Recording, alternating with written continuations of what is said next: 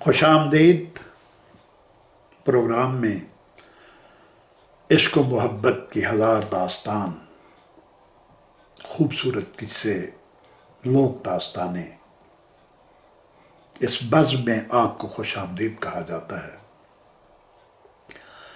آج میں آپ کو پاکستان کی ایک مشہور لوک داستان سناؤں گا، سونی مہیوال۔ سونی مہیوال کے سچے عشق کی کہانی پنجاب اور سندھ کی ایک مقبول لوک داستان ہے، جسے شاہ عبد اللطیف بھٹائی نے اپنے رسالے شاہ جو رسالوں میں اپنی کتاب میں لکھا ہے۔ یہ پاکستان کے صوبہ پنجاب کے شہر گجرات اور صوبہ سندھ کے شہر شہداد پور کی کہانی ہے۔ صوبہ پنجاب کا شہر گجرات اور صوبہ سندھ کا شہر شہداد پور۔ گجرات کے قریب سے دریائے چناب گزرتا ہے۔ پنجابی زبان میں اس دریا کا نام جھنا یا چنا ہے۔ جھنا، چنا۔ سونی اور مہیوال کی ساری کہانی اسی دریائے چنا کے ارد گرد گھومتی ہے۔ گجرات شہر آج بھی شاد و آباد ہے اور یہ دریا آج بھی رواں دواں ہے، اور سونی مہیوال کی کہانی بھی آج بھی زندہ و پائیدہ ہے۔ یہ صدیوں پہلے مغل بادشاہ شاہ جہاں کے دور کی بات ہے۔ تب ازبکستان کے تاریخی شہر بخارا میں ایک بہت مالدار سوداگر رہتا تھا، جس کا نام مرزا علی تھا، جو خود بھی عالی نسب، انتہائی نیک دل کا فیاض اور سخی تھا۔ اس کی سوداگری کا کاروبار دور دور کے شہروں تک پھیلا ہوا تھا، دور دور کے ملکوں تک پھیلا ہوا تھا۔ یہ طرح طرح کے سامان تجارت کی خرید و فروخت کرتا تھا، جس میں کشمیری پشمینہ، ایرانی قالین، کاشانی مخمل، ترک کمخاب، سنجاب، سمور، حریر اور دیبا کے علاوہ لونگ، الائچی، پستہ، کشمش، کھجور، سیب، بلور کے ظروف، جڑاؤ زیورات، زمرد، ہیرے، جواہرات، نیلم سب شامل تھے۔ وہ کچھ چیزیں ادھر سے وسط ایشیا اور مغربی ایشیا لے جاتا، اور کچھ وہ مغربی ایشیا سے اور وسط ایشیا سے لے کر ساؤتھ ایسٹ ایشیا میں آتا تھا۔ اس کے کارندے اور گماشتے ملکوں ملکوں پھرتے اور اس کی چیزیں بیچتے تھے۔ یعنی ارد گرد کے تمام ممالک میں اس کے نمائندے پھیلے ہوئے تھے، جو ادھر کا مال ادھر اور ادھر کا مال ادھر لا کر فروخت کرتے تھے۔ اس طرح مرزا علی کا کاروبار ہندوستان، افغانستان، ایران، ترکستان، سمرقند و بخارا تک پھیلا ہوا تھا۔ ایک بزرگ کی دعا سے اللہ نے اس کی بانجھ بیوی کو ایک چاند سا بیٹا عطا کیا، جس کے بارے میں پہلے ہی پیشین گوئی کر دی گئی کہ وہ عاشق مزاج ہوگا۔ اور یہی میرا موضوع ہے، عشق و محبت کی لوک داستانیں اور سچی کہانیاں میں آپ کو سنا رہا ہوں۔ اس بچے کی عاشق مزاج بچے کی پیدائش پر بے پناہ خوشیاں منائی گئیں، اور پیشین گوئی کرنے والے نے یہ بھی بتایا کہ وہ نہ صرف عاشق مزاج ہوگا، بلکہ وہ عشق کے مصائب سے بھی اس کا سامنا ہوگا، وہ بہت مصیبتیں دیکھے گا۔ اس کی پیدائش پر بہت خوشیاں منائی گئیں اور اس کا نام عزت بیگ رکھا گیا۔ اس کی تربیت بڑے لاڈ پیار سے ہونے لگی۔ جب وہ ذرا بڑا ہوا تو اس کے لیے استاد اور اتالیق مقرر ہوئے، جنہوں نے رائج الوقت علوم اور فنون میں اس کو خوب مہارت بخشی۔ عزت بیگ بہت خوبصورت اور ذہین بھی تھا۔ مرزا علی بیگ نے اسے گھوڑ سواری، نیزہ بازی، سپاہ گری کی تربیت دلانے کا بھی بندوبست کر دیا۔ اسے دنیا کے حالات معلوم کرنے، سفر کرنے اور دنیا دیکھنے کا بھی بہت شوق تھا عزت بیگ کو۔ لہذا جو لوگ اس کے باپ کا سامان تجارت لے کر ملکوں جاتے تھے، وہ جب واپس آتے تو عزت بیگ ان سے دیس بدیس کے حالات معلوم کرتا، نئے نئے قصے اور کہانیاں سنتا۔ رفتہ رفتہ اس کا شوق عروج پر پہنچ گیا، اور جب بھی اس کے باپ کے تجارتی قافلے دور دراز کے ملکوں کے سفر پر جانے لگتے، وہ اپنے باپ سے ضد کرتا کہ مجھے ان کے ساتھ جانے دیا جائے، مگر اس کا باپ اس کی جدائی کے خیال سے اسے اجازت نہیں دیتا تھا۔ ایک مرتبہ اس کے باپ کا تجارتی قافلہ ہندوستان کے سفر پر روانہ ہونے لگا تو اس نے بضد ہو کر ساتھ جانے کی اجازت طلب کی۔ جن دنوں یہ قافلہ ہندوستان جا رہا تھا، اس زمانے میں مغل بادشاہ شاہ جہاں کی سالگرہ کا جشن قریب تھا، اس لیے قافلے والوں کی یہ کوشش تھی کہ وہ جلد سے جلد دہلی پہنچ جائیں تاکہ شاہ جہاں کی سالگرہ کے جشن میں شریک ہو سکیں۔ جاتے وقت ان کے قافلے نے کہیں پڑاؤ نہیں ڈالا۔ جب وہ دہلی پہنچے تو وہاں ہر طرف جشن کی خوشیاں منائی جا رہی تھیں۔ تاجروں کو جب پتہ چلا کہ اس بار قافلے کے ساتھ مرزا علی کا بیٹا بھی ہے تو وہ بہت خوش ہوئے۔ ہندوستان کے تاجروں کو بہت خوشی ہوئی کہ قافلہ آ گیا ہے اور اس کے ساتھ ساز و سامان کے علاوہ مرزا علی بھی آیا ہے، اور انہوں نے قافلے والوں کی خوب آؤ بھگت کی۔ وہ بادشاہ کو پیش کرنے کے لیے بخارا سے جو تحائف ساتھ لایا تھا انہیں لے کر شاہی دربار میں حاضر ہوا۔ جب شاہ جہاں نے اسے خوش آمدید کہا، عزت بیگ نے جب تحائف پیش کیے تو بادشاہ کو بہت پسند آئے وہ تحائف۔ اس نے خوش ہو کر اسے 1,00,000 مہریں یعنی چاندی کے سکے بخشش کیے، خلعت دی، لباس دیا، لباس فاخرہ اس کو دیا، اور ساتھ ہی ایک گھوڑا بھی عطا کیا۔ قافلے والوں کا سامان تجارت بادشاہ کی مہربانی اور عنایت سے ہاتھوں ہاتھ فروخت ہو گیا، اور وہ بہت جلد فارغ ہو کر واپسی کے سفر پر روانہ ہو گئے۔ اب چونکہ انہیں بلخ و بخارا پہنچنے کی جلدی نہیں تھی، لہٰذا وہ عزت بیگ کی خوشنودی کے لیے راستے میں آنے والے تمام بڑے شہروں میں رکتے رکاتے آگے بڑھتے رہے۔ انہوں نے 4 دن لاہور میں بھی قیام کیا، پھر وہ دوبارہ سفر پر چل دیے۔ جب وہ گجرات کے قریب پہنچے تو اس وقت شام ہو رہی تھی، اور انہیں رات بسر کرنے کے لیے پڑاؤ کرنا تھا۔ عزت بیگ نے کہا یہ شہر بھی دیکھنا چاہیے، 2-1 روز یہاں ٹھہرتے ہیں۔ لہٰذا عزت بیگ کی خواہش پر ان لوگوں نے خیمے گاڑ لیے اور اپنی سواریاں کھول دیں۔ گجرات ان دنوں ہندوستان کے اہم شہروں میں سے تھا، جہاں انتہائی خوبصورت اور نفیس و نازک ظروف تیار ہوتے تھے۔ آج بھی گجرات بہت مشہور ہے، پاکستان کا مشہور صنعتی شہر ہے، اور بہت سی مصنوعات کے لیے پورے پاکستان میں بہت شہرت رکھتا ہے۔ اس زمانے میں یہ نرم و نازک اور نفیس ظروف برتن بنانے کے لیے بہت مشہور تھا، جن کی شہرت دور دور کے ملکوں تک تھی۔ یہاں مٹی کے برتن بنانے والے ایسے ایسے کاریگر پائے جاتے تھے کہ جن کے فن کی کہیں مثال نہیں ملتی تھی، اور ان کے بنائے ہوئے ظروف کو دیکھ کر لوگ حیران پریشان ہو جاتے تھے۔ انہی ماہر ظروف سازوں میں، برتن بنانے والوں میں، مٹی کے برتن بنانے والوں میں ایک شخص عطا اللہ عرف تلہ کبھار بھی تھا۔ عطاءاللہ عرف تلہ کمار، جو اپنے فن اور مہارت میں یکتا مانا جاتا تھا۔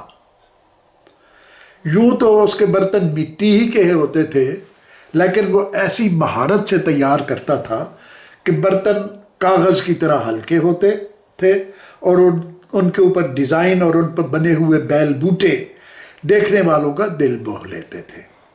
اپنی مہارت اور ہنرمندی کی وجہ سے اس نے شہرت اور نام بری حاصل کی تھی۔ تلہ کمہار نے، اس کے برتن بہت بکتے تھے، چنانچہ وہ کھاتا پیتا خوشحال شخص تھا۔ اس کی شہرت کی ایک اور وجہ اس کی چاند کی طرح حسین و جمیل بیٹی سہنی بھی تھی۔ وہ جو بڑی ہوتی گئی، اس کا رنگ روپ اور حسن نکھرتا چلا گیا۔ جو بھی اسے ایک نظر دیکھتا وہ اس کے حسن کے سحر میں ڈوب جاتا، اس سے مسحور ہو جاتا۔ پورے شہر بلکہ پورے علاقے میں اس کے حسن و جوانی کے چرچے عام تھے۔ وہ اپنے باپ کی دکان پر باپ کا ہاتھ بٹایا کرتی تھی، برتن بیچنے میں، برتن بنانے میں، مٹی گوندنے میں، ہر کام کرنے میں وہ باپ کی دکان پر اس کا ہاتھ بٹایا کرتی تھی۔ عزت بیگ کے قافلے والے رات کو جب مقامی لوگوں کے ساتھ بیٹھے آپس میں باتیں کر رہے تھے تو وہاں سہنی کا ذکر چل نکلا۔ مقامی لوگوں میں سے ہر شخص اس کے حسن اور اس کی دلکشی اور اس کی مہارت اور فن کوزہ گری میں اس کی مہارت کی تعریف میں زمین آسمان کے کلابے ملا رہا تھا۔ سہنی کی اتنی زیادہ تعریف سن کر عزت بیگ کے کان کھڑے ہو گئے۔ وہ چونک اٹھا اور بے اختیار اس کے دل میں سہنی کو ایک نظر دیکھنے کی خواہش مچل اٹھی۔ یار، اگر اس کی خوبصورتی اتنی زیادہ ہے اور وہ اتنی ماہر ظروف ساز ہے تو اس کو دیکھنا چاہیے۔ وہ اس کو دیکھے بغیر ہی اس کا عاشق ہو گیا، گرویدہ ہو گیا۔ اگلے دن وہ اپنے ایک ساتھی کو ساتھ لے کر تلے کی دکان پر پہنچا۔ اتفاق سے تلہ کہیں گیا ہوا تھا اور اس وقت سہنی ہی گاہکوں سے نبٹ رہی تھی۔ جب سہنی عزت بیگ کی طرف متوجہ ہوئی تو وہ ہکا بکا ہو کر اس کو دیکھنے لگا۔ سہنی نے اس کا بازو پکڑ کر اسے جھنجھوڑا، او بھائی تمہیں کیا ہو گیا ہے؟ کیوں تم ایک ہی نظر میرے چہرے پر ٹکا کر بیٹھ گئے ہو؟ اور جب اس نے اس کو بازو سے پکڑ کر جھنجھوڑا تو وہ اس کے لمس کی تاب نہ لا سکا اور بے ہوش ہو کر دکان میں رکھی بینچ پر بیٹھ گیا۔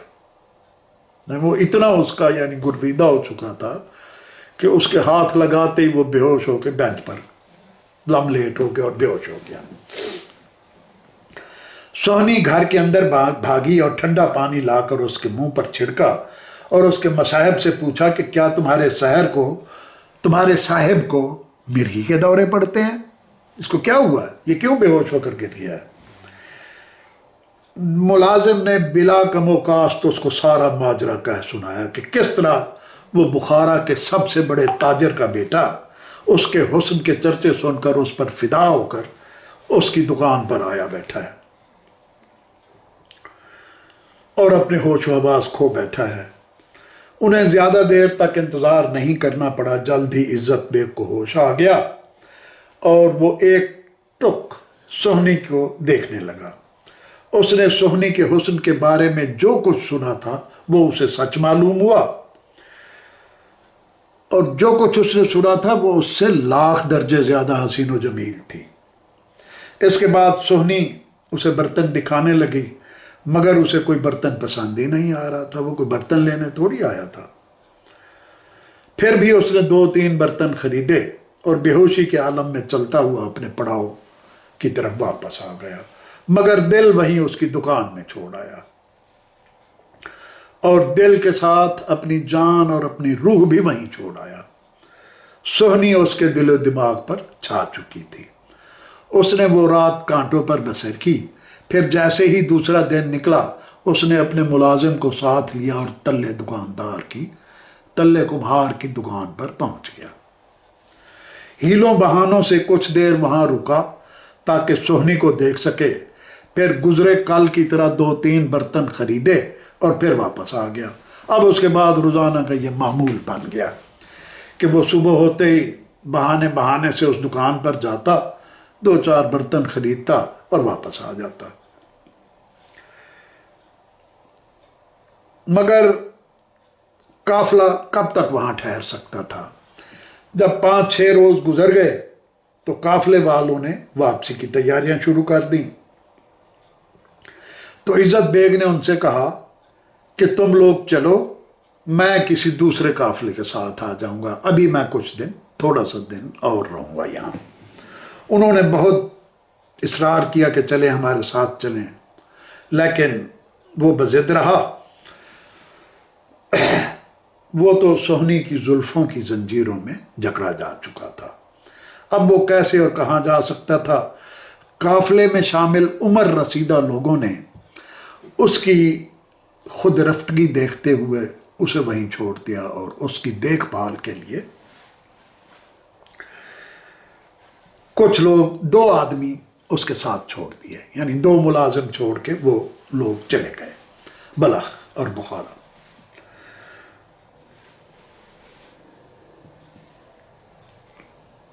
अब अगले दिन से उसका फिर वही मामूल शुरू हो गया।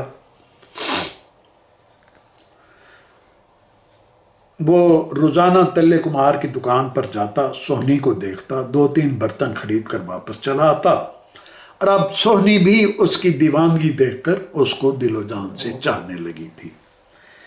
एक रोज़ महिवाल ने सोहनी को अकेला पाकर अपने दिल का हाल बता दिया। उसने अपने सारे हालात बयान किए कि कैसे वह बुखारा के एक बहुत बड़े सौदागर का बेटा है और महज उसके इश्क में गिरफ्तार होकर उसके शहर में खजल ख्वार हो रहा है। सोहनी को यह अंदाज़ा तो हो चुका था कि महिवाल उसकी मोहब्बत का घायल है, मगर ये बात उसके वहमो गुमान में भी नहीं थी।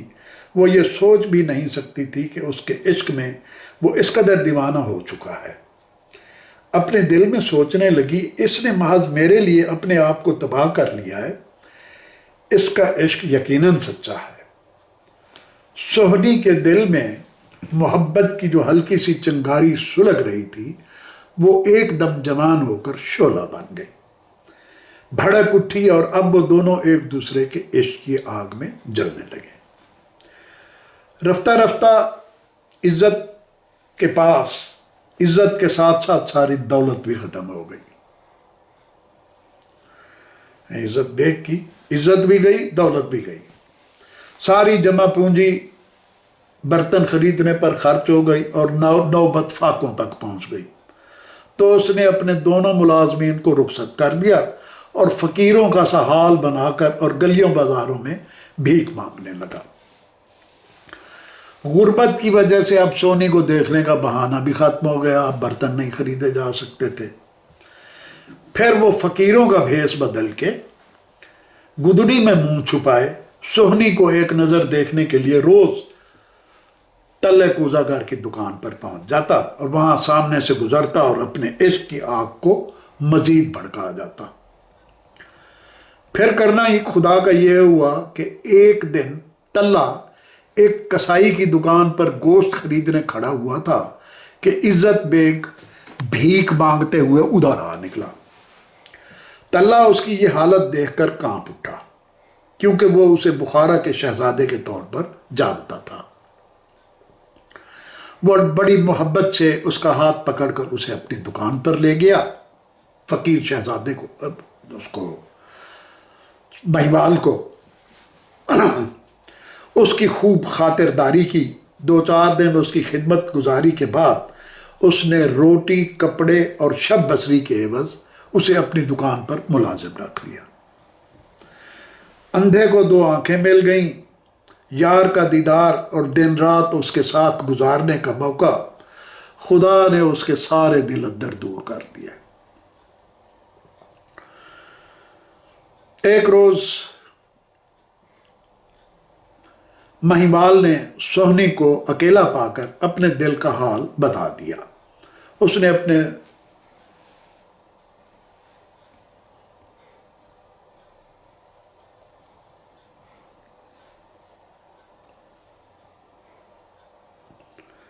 بہرحال وہ دونوں ایک دوسرے کے عشق میں غرق ہو کر ڈوبے رہے، مگر آگ کے دریا میں کوئی کب تک شناوری کر سکتا ہے، کب تک تیر سکتا ہے آگ کے دریا میں؟ عشق کی آگ میں کوئی کب تک جھلسنے سے بچ سکتا ہے؟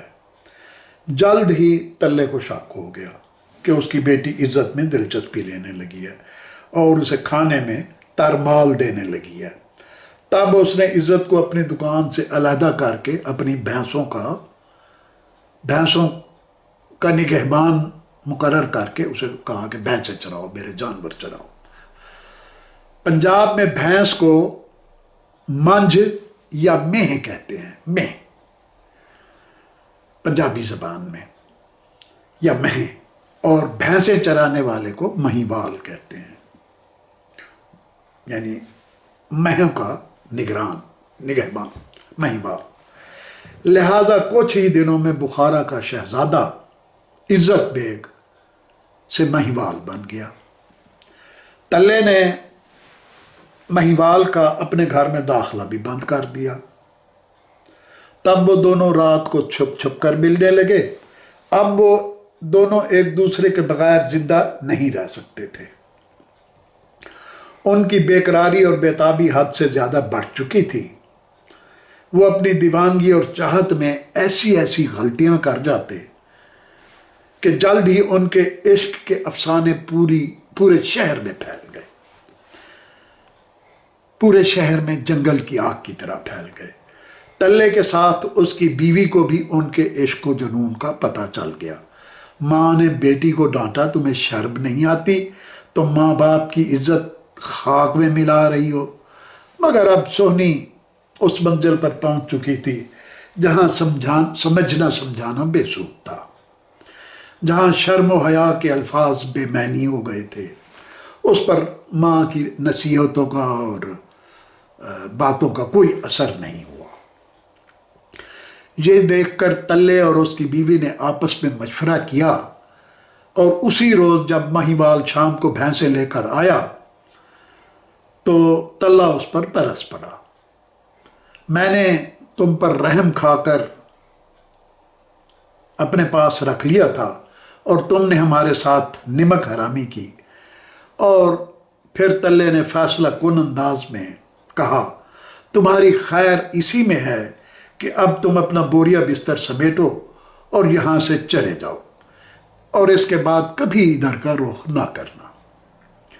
تلے نے مہیوال کو گھر سے نکال دیا اور سوہنی اپنی بے بسی پر آنسو بہاتی رہ گئی۔ کچھ دنوں بعد تلے اور اس کی بیوی نے کمہاروں کا ایک لڑکا پسند کر کے جلدی جلدی سوہنی کی شادی کر کے اسے رخصت کر دیا۔ سوہنی کی شادی ہو گئی۔ سوہنی بہتیری چیخی چلائی، مگر اس کی کون سنتا۔ زبردستی اسے ڈولی میں ڈال دیا گیا اور باجوں گاجوں کے شور میں اس کی ساری چیخیں دب کر رہ گئیں۔ کہا جاتا ہے کہ شب عروسی میں اس نے اللہ کے آگے دعا کی، اے اللہ، میں مہیوال کی امانت ہوں، تو ہی مجھے محفوظ رکھنے والا ہے۔ اس کی یہ دعا اللہ نے سن لی، اور سہاگ رات کو دلہن کے کمرے میں جانے سے پہلے اس کے شوہر کو ایک خطرناک بچھو نے ڈس لیا، جس کی وجہ سے وہ مردانہ قوت سے محروم ہو گیا اور چند ہی روز میں سوکھ کر کانٹا ہو گیا وہ شخص، اس کا دلہا۔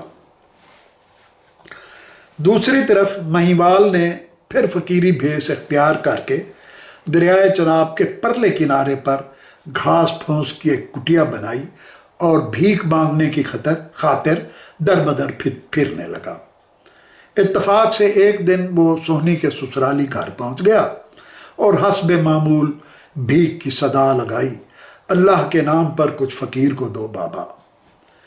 इत्तफाक से सोनी की सास कहीं गई हुई थी,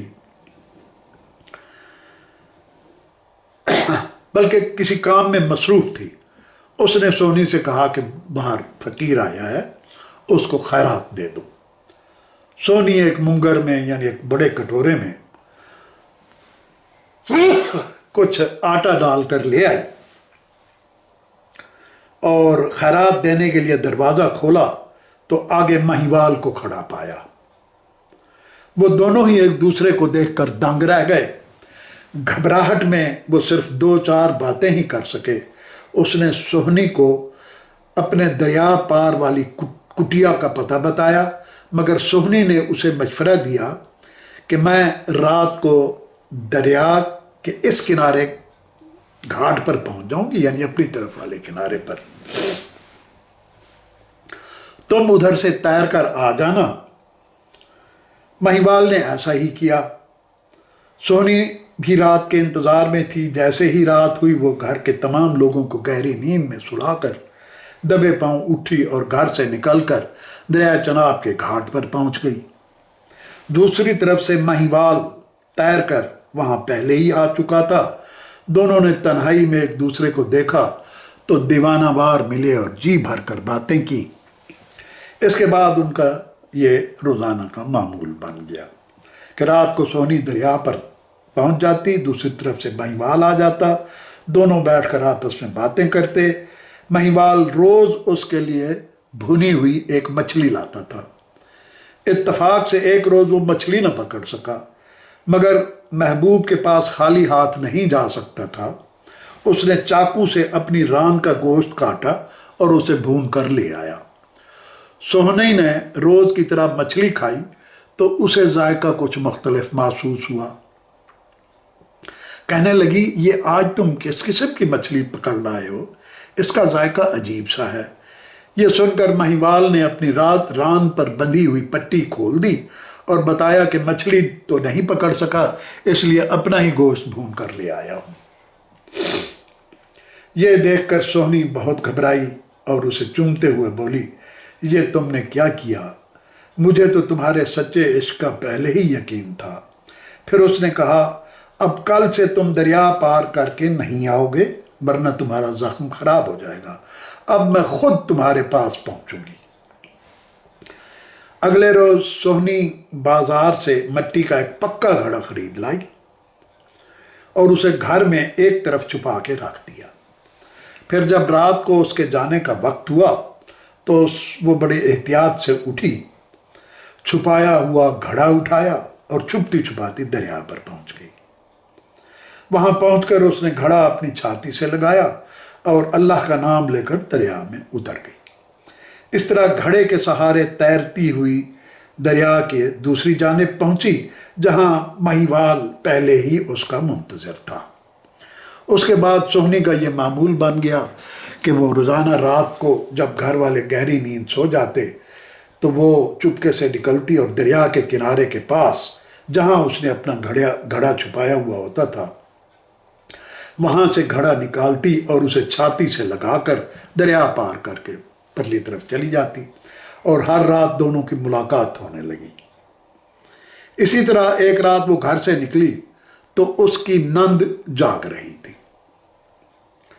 उसने देखा तो दबे पांव उसके पीछे पीछे चली कि देखो ये कहाँ जा रही है रात के इस वक्त। सोहनी उससे बिल्कुल बेखबर थी कि कोई उसका पीछा कर रहा है। वो रोज की तरह गई, झाड़ियों में छुपाया हुआ अपना घड़ा निकाला और छाती से लगाकर दरिया में तैर गई। नंद वहीं छुप कर उसका इंतज़ार करती रही, यहाँ तक कि सोहनी महिवाल से मुलाकात करके सुबहदम वापस आ गई। उसकी नंद ने देखा कि उसने जिन झाड़ियों में घड़ा निकाला था वहीं उसने वो घड़ा दोबारा छुपा दिया और घर की तरफ चल दी। नंद ये सब कुछ देखकर सोहनी के घर पहुंचने से पहले ही अपने बिस्तर पर जाकर लेट गई और सोहनी को इस बात की खबर तक ना हुई कि उसकी ननंद ने उसे दरिया पर जाते हुए देख लिया है। देखा ही नहीं बल्कि पूरा पूरा खोज भी लगा लिया है। उसकी ननद दूसरे रोज बाजार गई, मट्टी का एक कच्चा घड़े खरीदा और दरिया के किनारे पर उस जगह पहुंच गई जहां सोहनी ने अपना पक्का घड़ा छुपाया हुआ था। उसने पक्का घड़ा निकाल के उसकी जगह ये कच्चा घड़ा रख दिया और घर चली आई। अगली रात कहरो गजब की तारीख और भयानक रात थी। हर तरफ घटाटोप अंधेरा छाया हुआ था। हाथ को हाथ सुझाई नहीं देता था। आसमान स्याह बादलों में छुपा हुआ था और रह रह कर कभी कभार बिजली चमक जाती थी। तेज हवा के झक्कड़ चल रहे थे। मालूम होता था दरख्त जड़ से उखड़ कर गिर पड़ेंगे। दरिया में ऐसा ज्वार भाटा था कि लहरें उछल उछल कर किनारों से बाहर आ रही थी। सोहनी अपनी इश्क में सच्ची और इरादे की पक्की थी। वो इस कयामत के अंधेरे में चलती चलती उस जगह पहुंची जहां उसने घड़ा छुपाया हुआ था। झाड़ियों में से घड़ा निकाला तो धक से रह गई। अंधेरे के बावजूद वो हाथों से महसूस कर सकती थी कि ये घड़ा वो नहीं था जिसके सहारे वो रोज दरिया पार करती थी। उसे शक हुआ कि किसी ने उसका घड़ा बदल दिया है, उसके साथ धोखा किया है। लेकिन अब क्या हो सकता था? मौत से डर जाना सच्चे आशिकों का काम नहीं। यह सच्चे आशिकों का शेवा नहीं कि वो किसी चीज से घबरा कर रुक जाएं।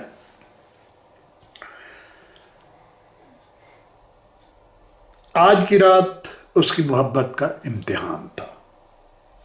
उसने घटाटोप अंधेरे में ऊपर देखा आसमान की तरफ और बोली, ऐ खुदा मेरी मदद कर ताकि मैं अपने इश्क के इम्तिहान में पूरी उतर सकूं। और उसके साथ ही उसने कच्चा घड़ा छाती से लगाया और दरिया में छलांग लगा दी। गजबनाक खूनी लहरें उछलती हुई उसकी तरफ बढ़ रही थीं। पानी का तेज बहाव उसे बेदम किए जा रहा था, लेकिन वो महिवाल महिवाल पुकारती हुई आगे बढ़ती रही। मगर कब तक? मौत का घेरा तंग होता जा रहा था। भला कच्चा घड़ा कहां तक साथ देता? वो अभी दरिया के दरमियान में थी कि मट्टी का कच्चा घड़ा घुल गया, घोल के खत्म हो गया और सोहनी को दरियाए चनाब की गजबनाक तूफानी लहरों ने निगल लिया। डूबते हुए भी वो महिवाल को पुकार रही थी। दूसरे किनारे पर खड़े हुए महिवाल ने दरिया की बेरहम लहरों को सोहनी को अपनी लपेट में लेते हुए देखा और डूबते हुए देखा तो खुद भी सोहनी सोहनी पुकारते हुए दीवानावार दरिया में कूद पड़ा। उसने देखा सोहनी की लाश तैरती हुई उसके करीब आ रही है। वो पूरी ताकत सर्फ करके तैरता हुआ उसकी तरफ बढ़ा और लाश को अपनी बाहों में ले लिया। उसके साथ ही दोनों को दरिया की बिखरी हुई लहरों ने मौत की वादी में पहुंचा दिया। इस तरह सोहनी और महिवाल दोनों हमेशा के लिए मौत की आगोश में चले गए। लेकिन दरियाए चनाब की जिन लहरों ने इन दो प्यार करने वालों को निगला था, वो आज भी उनकी मोहब्बत के गीत गा रही है। रिवायत के मुताबिक सोहनी महिवाल की लाशें तवील सफ़र, तकरीबन 1000 किलोमीटर का सफ़र करके गुजरात यानी पंजाब से शहदादपुर सिंध तक पहुंच गई थी। सोहनी के बाप और दीगर रिश्तेदार जवान दोनों को तलाश कर रहे थे। जब शहदादपुर में उनकी लाश मिलने का इल्म हुआ तो वो वहाँ पहुँचे। बाद अज़ां शनाख्त के बाद उन दोनों की तदफीन शहदादपुर ही में 2 अलग अलग मुख्तलिफ मकामात पर कर दी गई। आज सोहनी का मज़ार माई सोहनी के कब्रिस्तान में, जबकि महिवाल का मज़ार शहदादपुर के ऐन वस्त गुंजान आबादी में वाक़ है। शहदादपुर हैदराबाद से 90 और सांगढ़ से 50 किलोमीटर के फासले पर है। यह जगह होगी कराची से कोई 300 किलोमीटर के करीब। इस तरह ये कहानी आज ख़त्म।